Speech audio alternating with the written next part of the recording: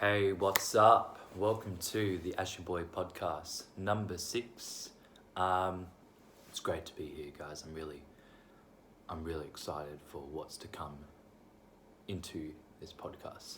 So today we're going to be talking about a lot of shit, because a lot of shit has happened in the past couple of weeks. So we've got to get down to business and let's start talking about it. So the Sydney COVID situation is so fucked. Alright? So a couple days ago there was 112 cases. Yesterday there was 89, and the day before it was about 77. So 77, 112, 89. That's pretty bad. Really bad that all those cases have popped up in New South Wales and everyone is stuck at home. People can't really do much because even if they do shopping, even doing shopping, the groceries is a dangerous activity to partake in when there's all these cases around, and it's very scary over there. It's like a movie. And the big thing I wanted to talk about was Scott Morrison's support package, because it was fuck all. Like $345 and $600. That's nothing.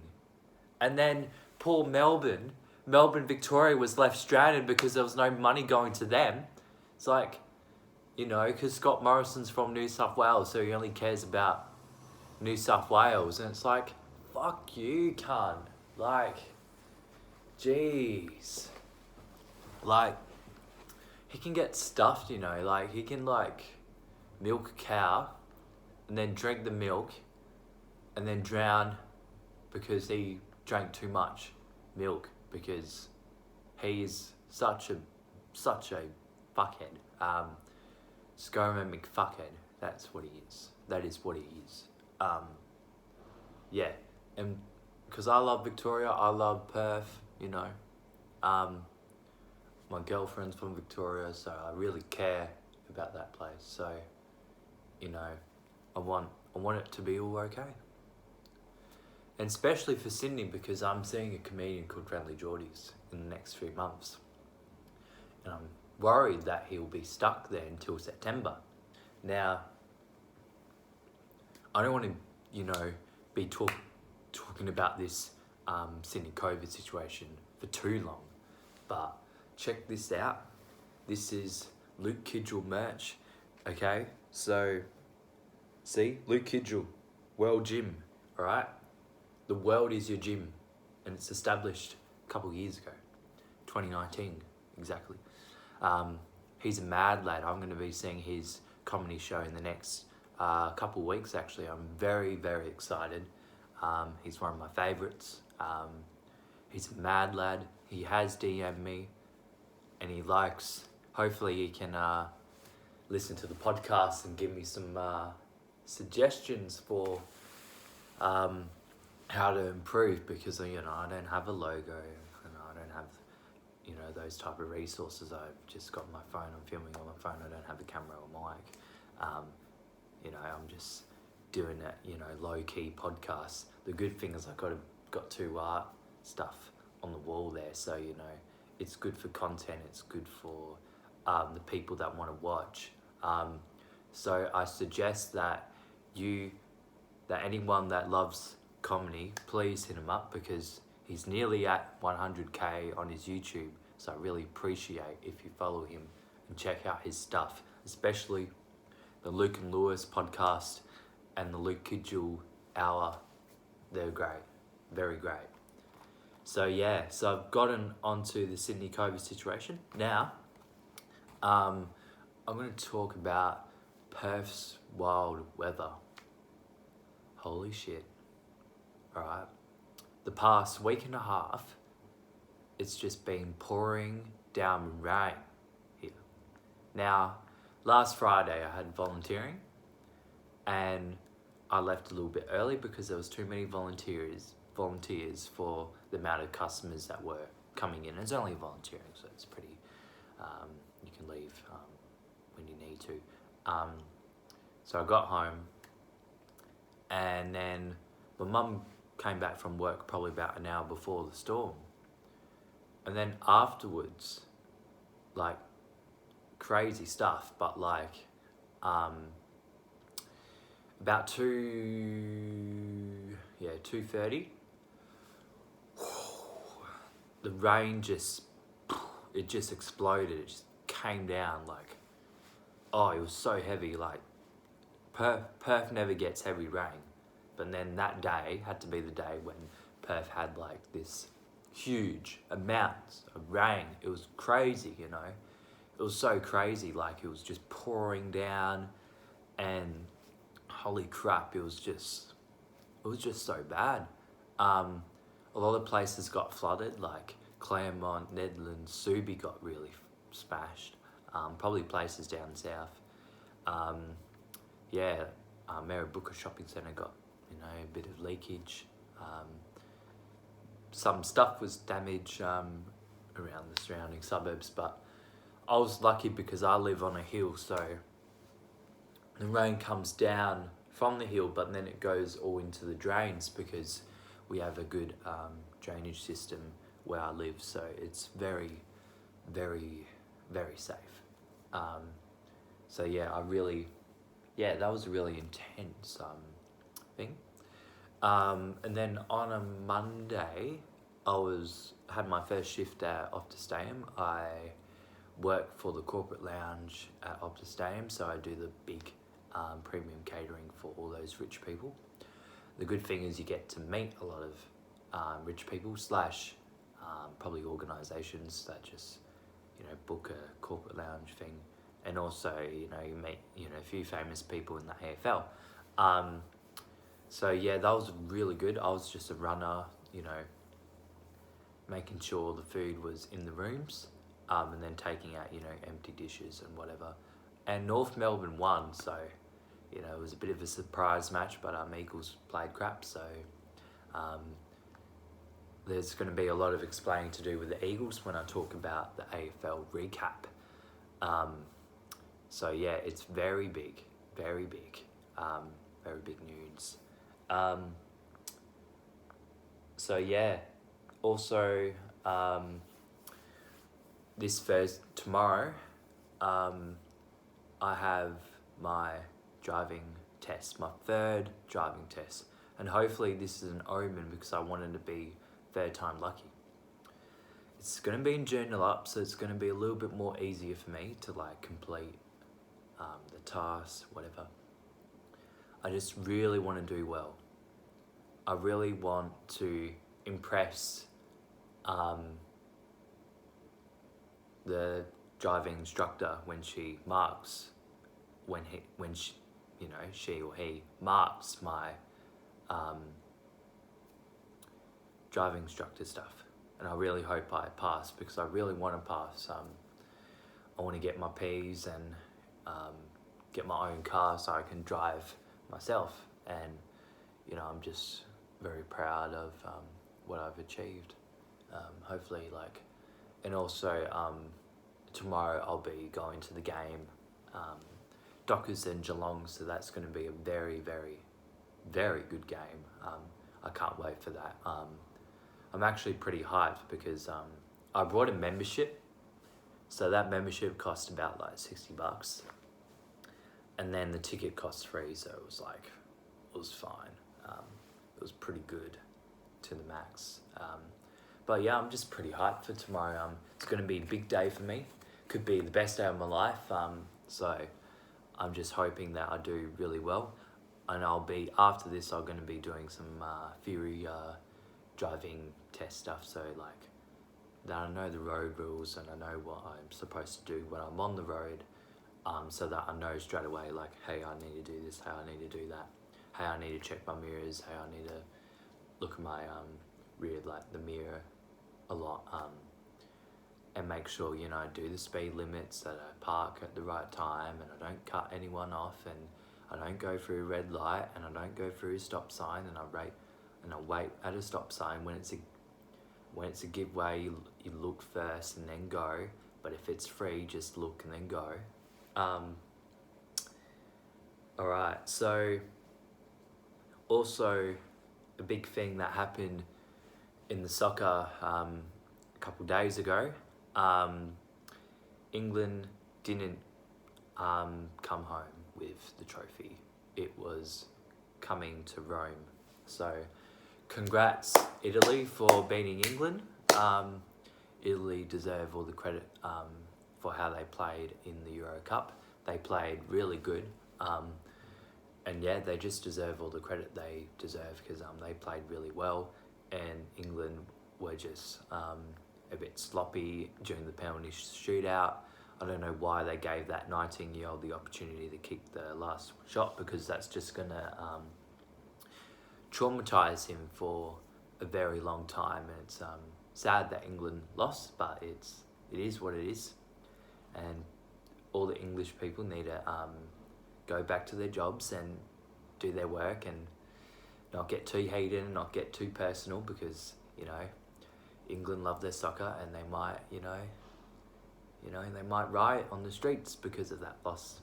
And they might hate Italy as a nation for a long time because, they thought it was coming home, but it wasn't coming home. I think it was 1-1, and then, penalty shootout. It was just a bit sloppy for England, so it was just very unlucky for them.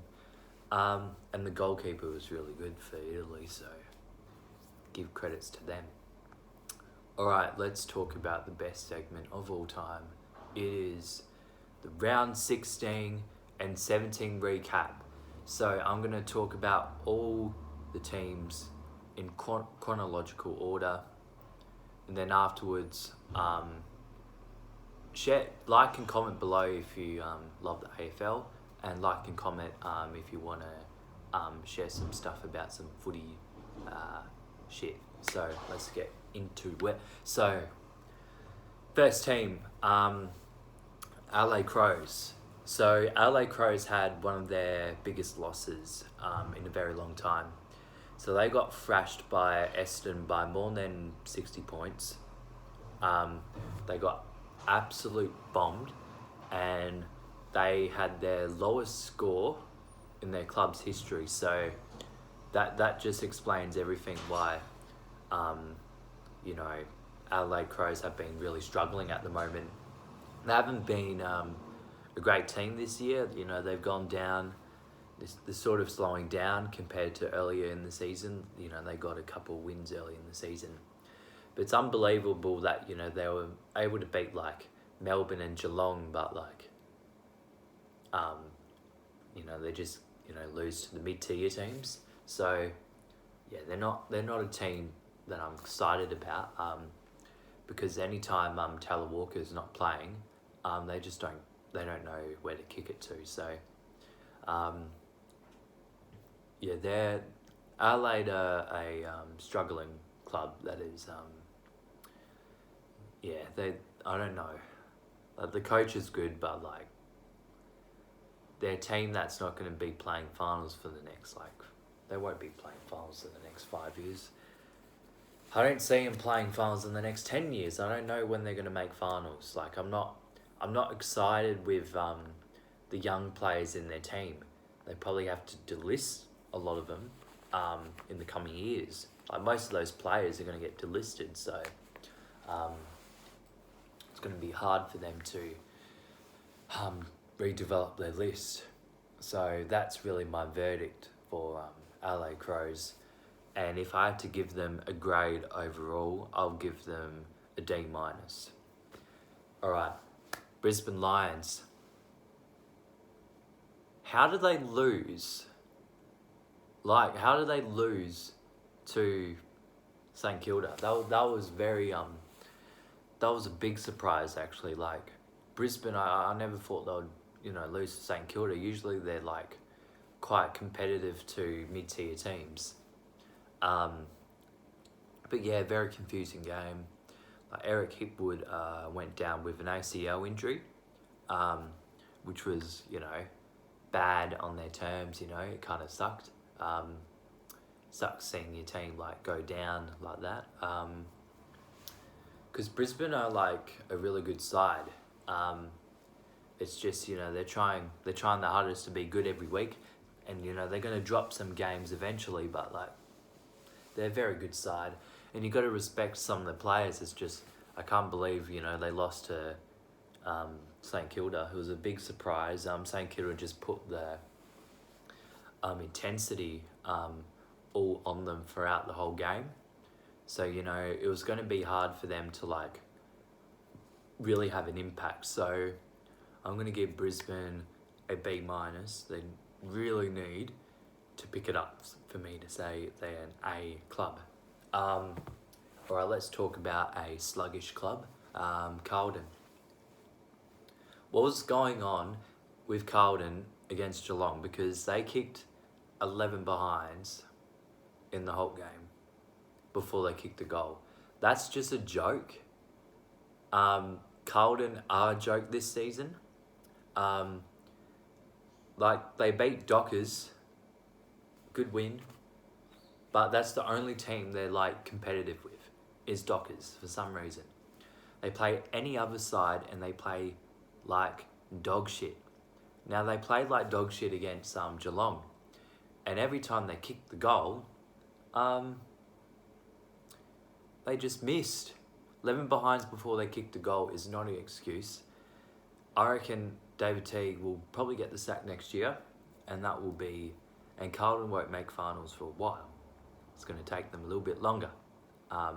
They got the list, but they're just not quite there yet, and they're not as good as people think they are. So I'm going to give Carlton season an E, because they're just, you know, I thought they'll be 8th spot on the ladder, but no, they're like 13th. Like, they've gone 2 steps backwards from last year.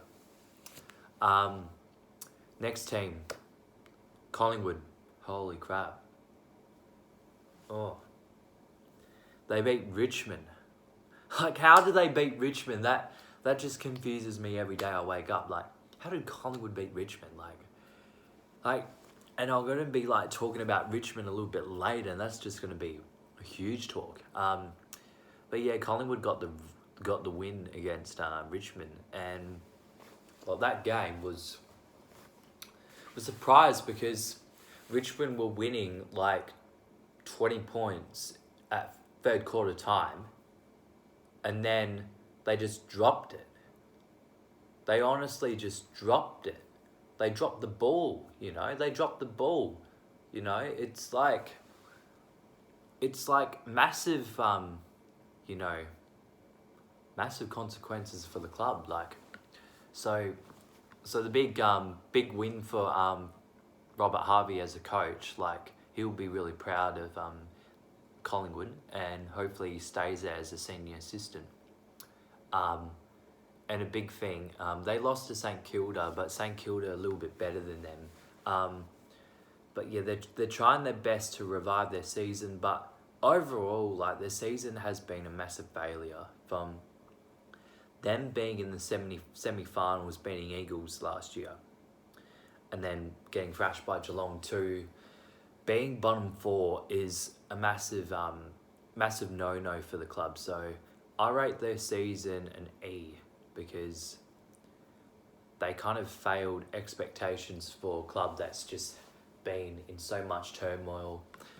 And also with Nathan Buckley getting sacked and Eddie Maguire going, it's like a new phase for the club. So they just need like a new manager, new faces, new fresh draft picks. And when they get Nick Dacos, maybe they can rise up the ladder a bit, but they need to improve, because they got a good list, but they're just struggling. They're scraping through to get wins. So yeah, maybe next year they might be like 12th or something. So next team is Essendon. Essendon, I am very impressed with. They absolutely thrashed LA Crows. That was just, you know, Essendon are going to be cheeky getting into the 8 if they can. Everyone thought, you know, they might be bottom 4 because, you know, they lost players like Fantasia, Danaher and Adam Sard and Connor McKenna. But, you know, they've done really well in replenishing their list with like really good draft picks. So they've got Nick Cox as a defender. He's really good. Some games he's quiet, but a lot of his games have been really good, and he's a really good defender, and he's a big up for me. Archie Perkins, God, he's a great player. He won the Rising Star. He kicked 3 goals. He's a great player. He'll be one of the favourites, I reckon, to win it. He's just, and he's also a DJ, so he's a big boy. He's a big man. But yeah, and Jake Stringer being really fit has really improved Essendon as a side overall. I'm just like really impressed for the past like couple months of how Essendon have been playing.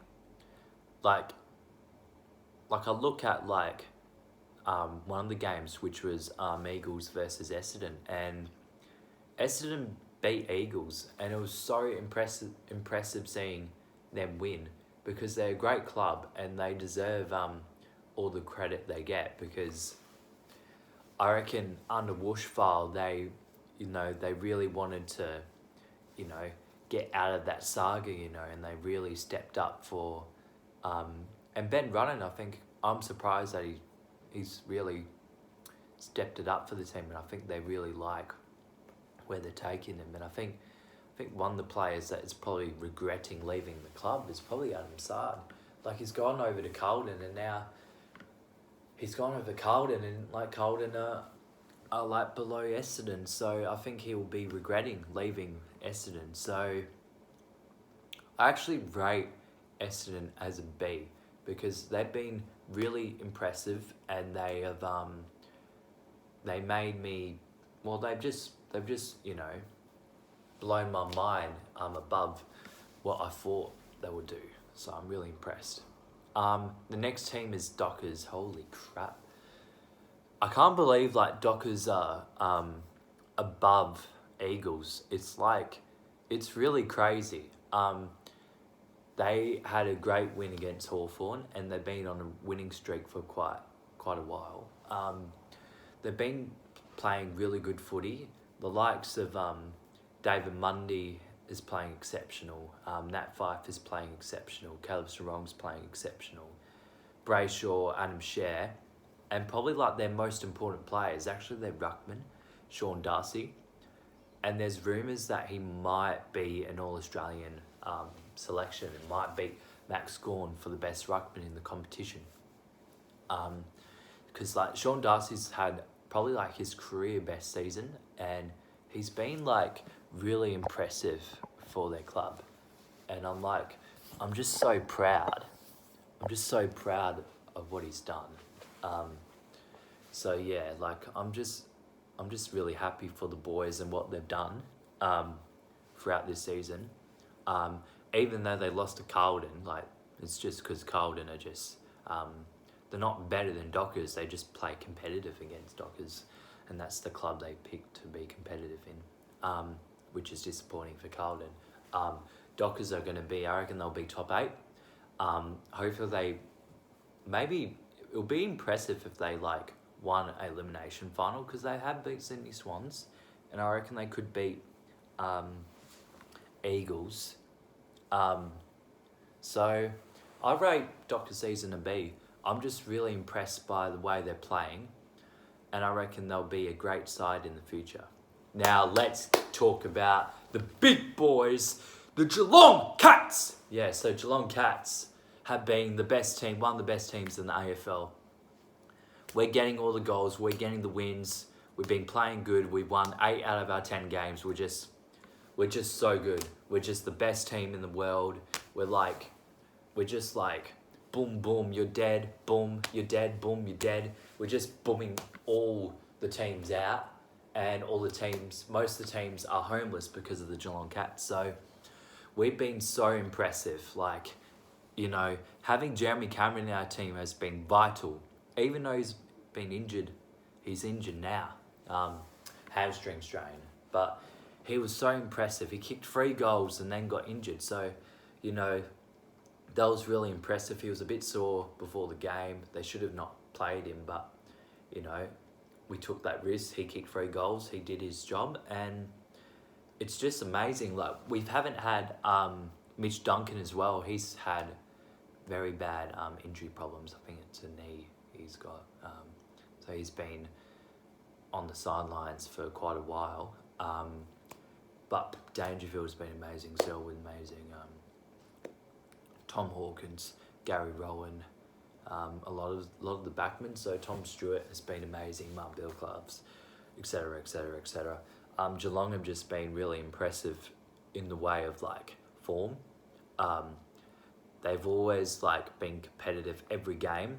They haven't just dropped one, but there was only one game in the season that they did drop, which was the Brisbane Lions game, because that was just really unimpressive. That was like Geelong's worst game in quite a while. But they're gonna have those ones. They're gonna have their mental games. But Geelong have just been really impressive. We're probably like top contenders to win the 2021 premiership. So I'm just really excited to see what's going to happen with the boys, and I'm just so impressed. So I'm going to rate Geelong's season an A+, because they did what they had to do, and they have exceeded my expectations a lot. Let's talk about Gold Coast. A few weeks ago, I would have said Gold Coast are playing like dog shit and they're the worst team in the AFL. But they've beat Richmond and GWS. Like Richmond. Richmond lost to Gold Coast. It doesn't even make any sense. Like, Tom Lynch goes over to Richmond, he wins a couple of premierships. Then they lose to Gold Coast. It doesn't even make any sense. Like, Gold Coast are one of the worst teams in the AFL. And the past couple of weeks, they put up like a couple of good displays. But the thing is, what is going to happen is that they're going to get a reality check against Western Bulldogs. The Western Bulldogs are going to thrash Gold Coast. And then Gold Coast are going to hit rock bottom again. But it's been impressive for some of their young players like Ben King, Rankin, Matt Rowell, Noah Anderson. And when their captain's injured, which is Jared Witts, they've been really impressive to try and get the wins and try and be competitive against good sides. Like, they beat GWS by 1 point, which was pretty impressive. So I'm pretty proud of what Gold Coast have done. They have definitely exceeded my expectations. I never thought like, oh, they're gonna beat Richmond. I never saw that coming. So I reckon I'm gonna give Gold Coast a D+, because maybe next year's their season, but I don't know. They keep going up and down, so I don't really know. I could be just talking dog shit out of my mouth, so it's just my opinion. So anyone, please do not get offended by my swearing, because this is Australia and I can swear when the fuck I want. So I can swear when I want. GWS, super inconsistent and one of the hardest teams to tip right.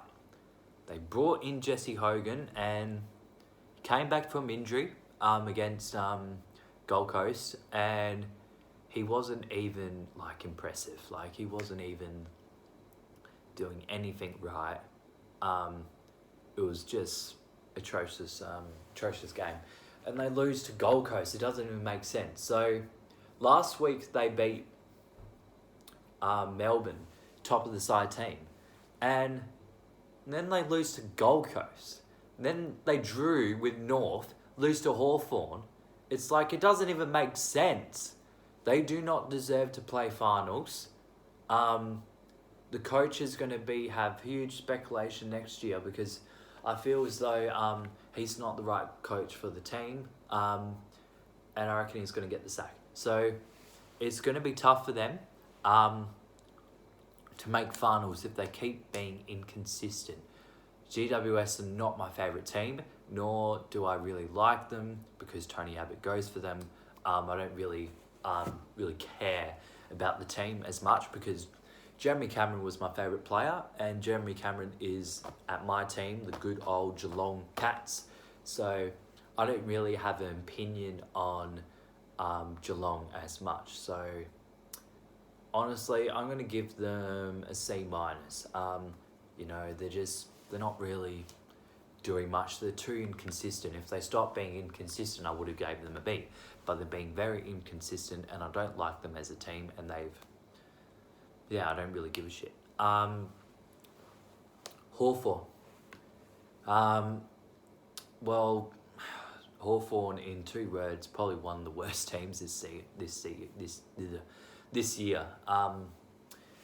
They're just not playing well, to be honest, and they've really got to improve on the way they play and how they play, because I feel they've been pretty sluggish.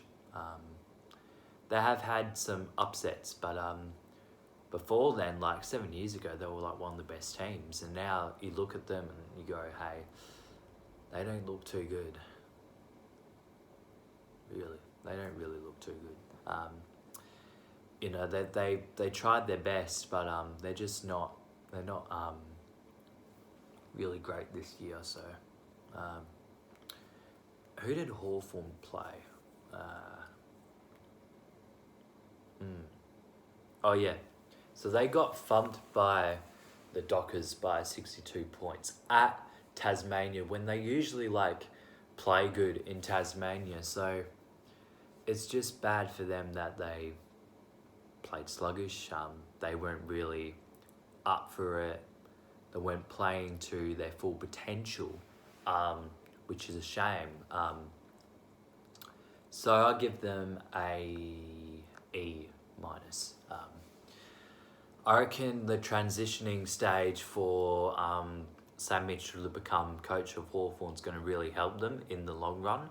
There's going to be a lot of players that are going to have to leave so they can bring in draft picks and trades. So hopefully they do their best and get them. Let's talk about Melbourne. Holy crap, they are the best team, and that is my girlfriend's team. Melbourne Demons are such a great team. They're one of the best teams in the AFL. I give full credit to them. Melbourne deserve to win the premiership. I want it to be a Melbourne-Geelong grand final at the MCG. I'm just really impressed by all of their players. You got Max Gawn, you got Petrarca, you got Clayton Oliver, you got Pickett, you got Stephen May, Jake Lever, Tom McDonald, Bailey Friedrich, James Harms.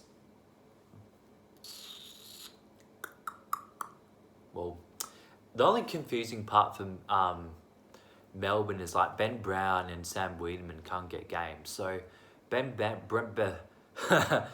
Brown is in the side, but like he hasn't been playing that good footy as he was at North Melbourne. Like I think he's a little bit overrated. And you know, like him going to Melbourne is like, oh, okay, this is where Ben Brown's going to be the reason why they're in the top 4. No.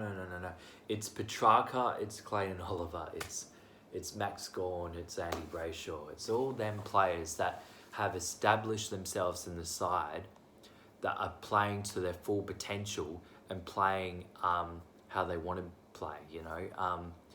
Melbourne have just been such an impressive side, and I'm so proud of them for being first on the ladder.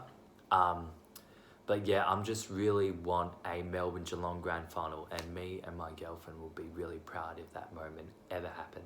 So I'm just really impressed by Melbourne Demons. I'd give them an A+. Nothing wrong about them.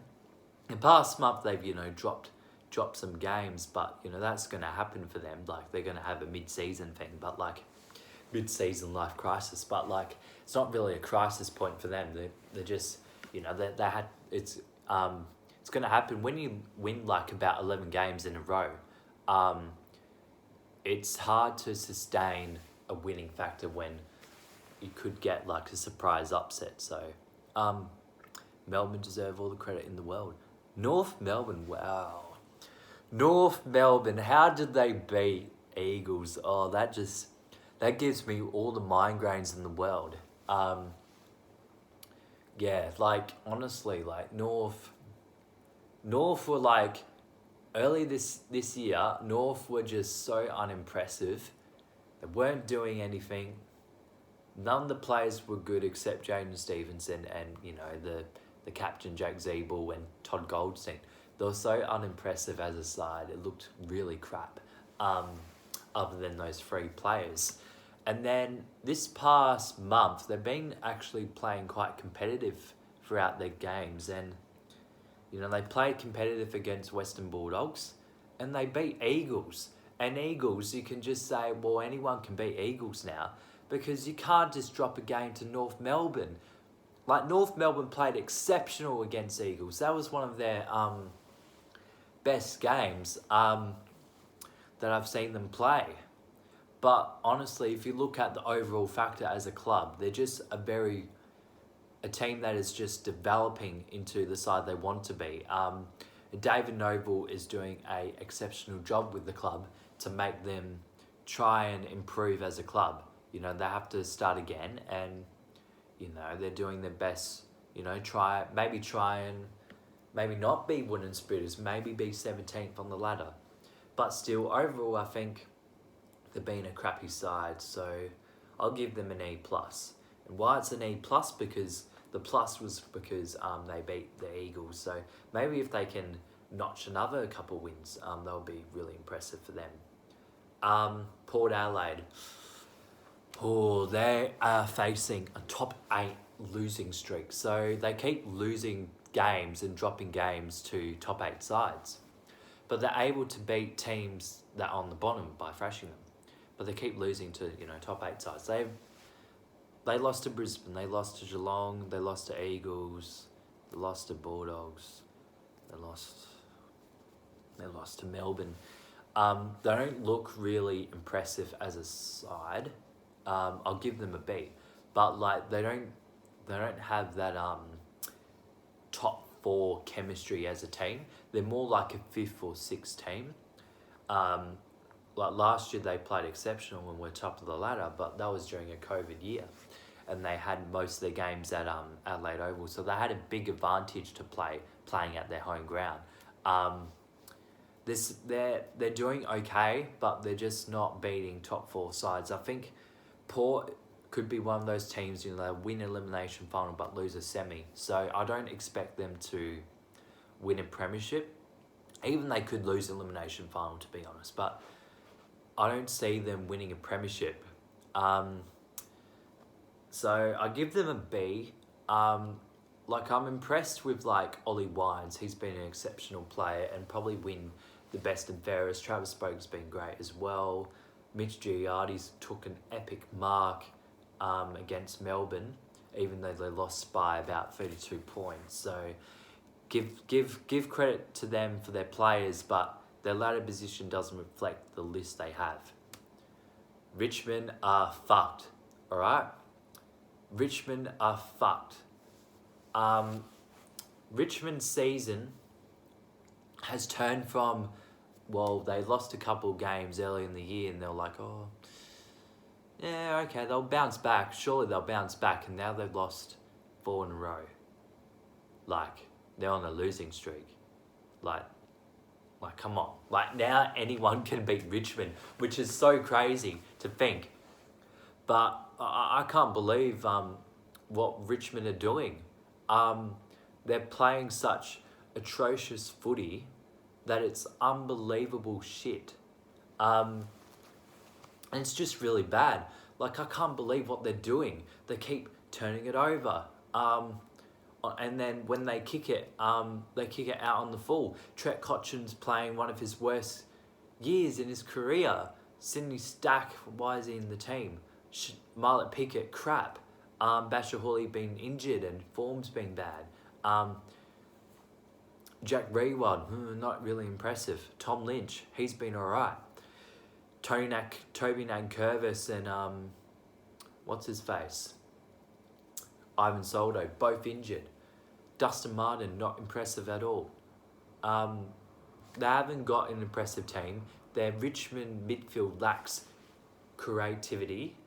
Their team looks like dog shit at the moment, and they just don't have.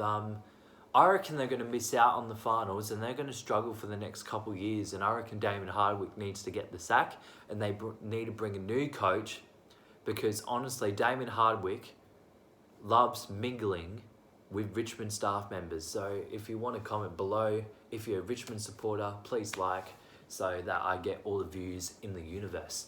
So yeah, Richmond season is an F, because I did not see them going from winning a premiership, being in the top 4, to losing. Now, the reason why that is because teams like Geelong, Melbourne, Western Bulldogs, Dockers, Eagles even, a lot of teams have been able to beat them because they know how to play against them now. So, and Richmond's form, by losing to Collingwood, losing to Gold Coast, losing to St Kilda, losing to Eagles, it reflects a team that is lost and has lost their confidence as a side. They're a depressing team to watch, and it's really sad because they're a great side. All the fans must be crying out their socks out, especially one of my close friends, Charlie. Shout out to Charlie.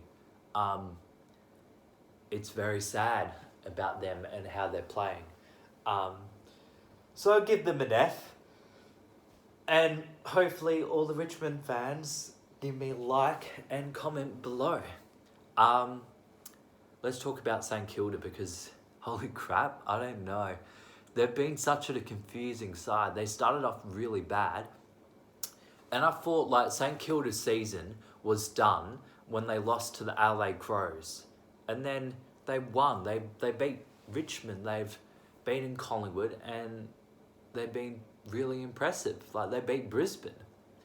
I reckon they have every chance in the world to beat Port. They're playing at their home ground. They're going to try and step it up, and they're going to try and win it for their team. Like, they want to be, because they are a top 8 side. They got the list, but they haven't been doing good early in the season. They had an early season crisis, and now they're playing all right. I think that internal review at the club has really made the boys step it up and play better. And I'm quite impressed with Jake Steele. He's a great player. He'll win the best and fairest again, and he'll be probably top 5 in the Brownlow again, because he was 3rd last year. I'm really impressed with his form. Brad Crouch has been exceptional. And Max King has really stepped it up. When Max King plays well, and when you have like the ruckman like Ron Marshall and Paddy Ryder, they're playing really impressive footy, and I'm pleased that Bradley Hill's getting a bit more of the ball. When that happens, when they get that connections right, when they connect with their midfield, with their forward line, and then you got Dougal Howard and Cullen Wilkie in the defence, it really impresses their connection as a club as a whole, and I give them a C+. I thought they'll be top 4 this year, but they've dipped a bit. But yeah, it's just I think Western Bulldogs have improved a lot compared to Saints, but they'll step it up next year, and I think they'll make finals next year. And I reckon Eagles will drop it. Let's talk about Sydney Swans. Sydney Swans have been such an impressive side. I'm really proud of the way they're playing and how they're playing. I'm just so pleased about what they're doing as a club. And I'm just so impressed about them. Like, the way they're playing. They beat Richmond at Brisbane and Richmond early in the year. And it's been pleasing to see that they're playing to the best of expectations. Like, I just give full credit to the boys. Like, Buddy Franklin, him being in their side is the reason why they deserve to be where they're at. So I give them full credit, and they deserve all the best. So I give them an A. I was so impressed that they beat Western Bulldogs, and I'm really proud of them as a side. I reckon they're going to be sneaky for the grand final contention. So watch out for Sydney Swans. They could make a prelim. West Coast Eagles suck. All the cocks in the world. So they lost to North Melbourne, which was so unimpressive and really bad. Like, I couldn't believe the way they were playing. It was so bad to watch. I couldn't even watch it. It was pretty depressing. And I didn't even liked how they play. It wasn't even that great. They kept kicking behinds all the time. They got 3 goals, 12 behinds in the third quarter, which is unimpressive for a side that has been probably the most disappointing, boring teams to watch for the past couple of months. Liam Ryan's playing his worst year of his career. Jack Darling is just a slob and playing like dog shit. Josh Kennedy keeps missing. Jamie Cripps keeps missing. What have they got? Once Nick Nananui, Shannon Hearn, Luke Shuey, Andrew Gaff retires, who have they got? Elliot Yeo, Tim Kelly. That's it. All right? So Eagles are going to drop the ball next year. They're going to be, I reckon, 12th on the ladder next year. I do not expect them to make finals, okay? I'm really frustrated with the Eagles, and I'm so fucking mad with the Eagles. So that's my reaction to the Eagles after losing to North Melbourne. So I give Eagles a D. D for dick, because they played like dicks. And now, the last team who have been quite impressive, even though they lost to the Sydney Swans, is the Western Bulldogs. Wow. Their midfield brigade is so amazing. When you have Jack McRae, you got Tom Lebatori. Well, when Dunkley and Treloar were there, that was pretty impressive. Marcus Bontempelli, Bailey Smith, Lockie Hunter, all them players in there in the same midfield, and that connection with Stephen Martin and Tim English is just really, really impressive. And I'm so proud of what Western Bulldogs have displayed throughout this season. They've exceeded my expectations as a club. They've been so impressive. I love their players and what they're putting forward. As a club, I love Luke Beveridge, that he's the manager. He's played for Western Bulldogs. He knows about the club culture. And they've been such an impressive side, and I'm just so proud for every single player that is playing for Western Bulldogs. Aaron Norden has stepped it up. Jamar Ukelhagen is a developing player, and he'll really play well in the next couple of years, but he's just a young player, so he's going to really start off slow. I think what they can't do is be too cocky, and they need to really play well for their culture, for their fans, and for the love of all Fitzroy, Footscray fans. So I give Western Bulldogs an A-. They've been quite impressive, and they'll be in contention for the grand final. So that is the AFL recap of today. The next topic I want to talk about is Roman emperors. Yes, I am Julius Caesar, and you have to bend down. Bend your knee, motherfucker. So, Julius Caesar, he was a mad boy. He's a big boy. I could just touch his muscles and he would punch me in the face. So, he's such a good guy. He's a mad lad. Augustus is pretty impressive. He's a pretty mad lad. But then there's that Nero guy who burnt a place all down. Not impressive at all. He's the biggest dickhead of all the emperors because he did it on purpose. Yeah, because I don't really know too much about Roman emperors. All I know that they were exterminating Christians and Jews. They were I get Targaryen vibes from them, so yeah, they're quite crazy, They developed roads, and they were the first nation to develop roads. They had all this cuisine. They loved bathing. They loved doing all of those things. They had sex, they eat, they go to war, they do what they had to do. They were all part of this legion type things, and they were doing their best to conquer the lands. then what was happening was that the Roman Empire started to get attacked by these Germanic tribes and stuff, and they all got wiped out, and they turned into the Eastern Roman Empire, which turned into Byzantine Empire, which then fall like Constantinople. When that turned to crap. So yeah, the Roman Empire was one of the greatest empires of all time, and Julius Caesar is the alpha of all the emperors, even though he got assassinated. And hopefully my girlfriend is very happy that I talked about the best Roman emperors and why Rome is such an alpha place. Alright, Carousel is one of the best shopping centres of all time. I go there quite often, even though I live north of the river. I love going down the Cannington, catching the Armadale line, brah, or the Thornley line, brother. Yeah, the Thornley line, brah.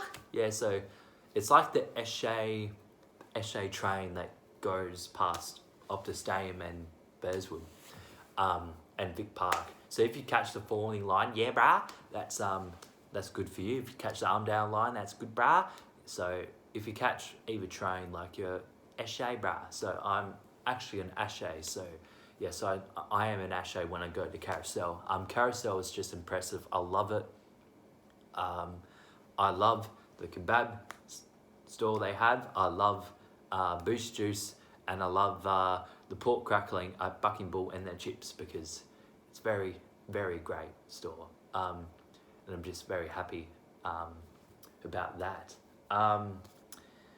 Yeah, so Carousel is the best shopping centre. It's the most alpha of all the shopping centres, and I'm going to go there again, and again. What would I tell my past self?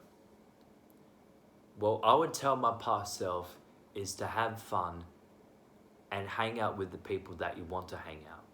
That's what I would tell my past self.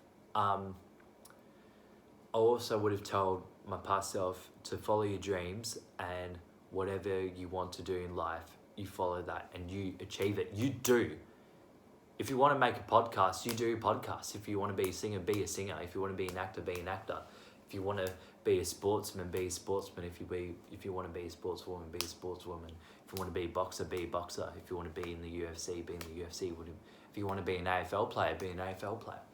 And that's, if you want to achieve your goals, you got to do those small steps to achieve those goals. And I'm aiming to achieve my goal of getting my P's tomorrow. So I've got my fingers crossed. It's at a good time. My driving test is at 9:45. I'm getting picked up at 8:30. So I've got a big day tomorrow. So I'm really hoping that I pass. Cancer culture. And I've talked about my driving test anyway, so I don't have to go too in depth about that. So cancer culture. Cancer culture is one of the biggest bullshit things in the world. The past 5 years, there's been a lot of cancer culture. If you say guy, that is racist. Monopoly, let's play Mrs. Monopoly, and all the girls get more money than the guys because there is a gender pay gap. Well, there's a gap because of other reasons, but not because of the genitals that we have between our thighs. So the gender pay gap is a bunch of bullshit, and whoever created this, the reason why there's a gap is because women need to take maternal leave, and more women on average choose jobs that to do with people, which is paid less compared to engineering and mining and plumbing, which I reckon more people that work in the mental health sector needs to get paid more, and people that work in the social services, community services, etc., need to get paid more, especially like acting and singing. I reckon they need to be paid more too, and they need to get the right funding for it. So they need to do that. So cancer culture is bullshit, and I don't like talking about it because it's a shitty topic to talk about, and cancel culture sucks. So if you are one of those left wing opinionators, get fucked. So cancel culture can get fucked up the arse. Yes, a big thing. So there was a video I watched yesterday, and it was about the Murray Basin, and it's in New South Wales in the south, near like the border. It's crazy to know about the Murray Basin because a lot of like the cotton farmers are taking, allegedly taking this water, taking the water illegally. And the guy that was talking about it is Friendly Geordie. So he's a comedian journalist, and he's a great comedian. He deserves all the credit that he gets. Hit him up, please, and like and comment below if you love Friendly Geordies, and please hit subscribe, and I'm really hoping I get 50 subs by October. So yeah, I watched that video. It was about over an hour long, and I watched the whole thing. And the big thing I learned about it is that cotton farmers are very corrupt, and they're backed by the Liberal and National parties. And the National Party is one of the dodgiest parties of all time, and I think it's wrong that the Liberal Party and the Nationals Party are like the opposition as a coalition, because that just brings more corruption into government as a whole. I reckon the opposition party should be the Shooters, Farmers and Fishers Party, which is one of the MPs is Helen Dalton. She is a great MP for the Murray, and she's trying her best to introduce bills and stuff, and Labor has helped her out a bit, so I'm really impressed by her. I wish she was the Prime Minister of Australia, because she is a queen. And Friendly Geordies, I really loved he was a Prime Minister of Australia, because he is a king of journalism. And honestly, he deserves all the credit he gets, because he does real journalism. He doesn't do that bullshit BuzzFeed journalism, which is like, oh my god, saying guy is so offensive. Oh my god, I think drinking oat milk is the most impressive thing in the world. Why is Milo so racist? Oh my god, why is comedian Isaac Butterfield so racist?